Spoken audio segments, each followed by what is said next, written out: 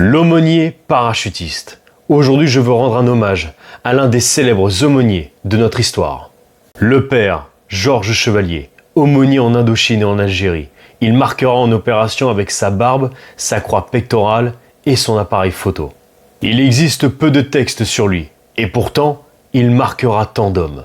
Engagé comme aumônier en 1951, il participera à plusieurs opérations aéroportées, dont à Langson ou encore à Dien Bien Phu. Blessé, il sera 7 fois cité et il sera fait officier de la Légion d'honneur.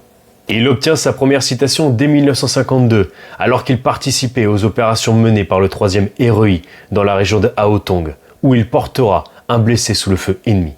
En Algérie, il est toujours l'aumônier des parachutistes, d'un courage et d'un dévouement total. 20 ans plus tard, il revenait affecté à Aubagne. Le fracas des armes s'était tu, mais le padré était resté le même. Il était adoré des enfants et respecté par les légionnaires qu'il savait soutenir par la flamme de son rayonnement spirituel. Retraité depuis 1976, il était resté parmi les légionnaires comme aumônier bénévole.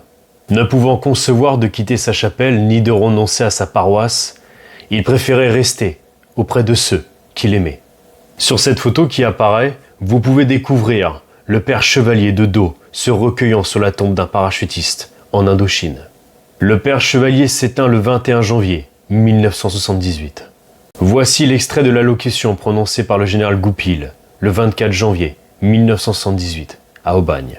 Mon père, vous étiez avec nous depuis le début de l'année 1952. Il m'appartient de vous dire adieu.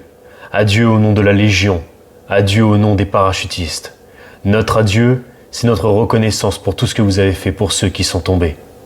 Tous ceux à qui vous avez fermé les yeux et que vous avez couché à jamais dans le delta, dans les collines de la haute région, dans les djebels et dans les hauts plateaux. Notre adieu, c'est le remerciement de ceux que vous avez éclairés de votre foi, de ceux à qui, dans les pires moments, vous avez donné le goût de vivre, de croire et de se donner.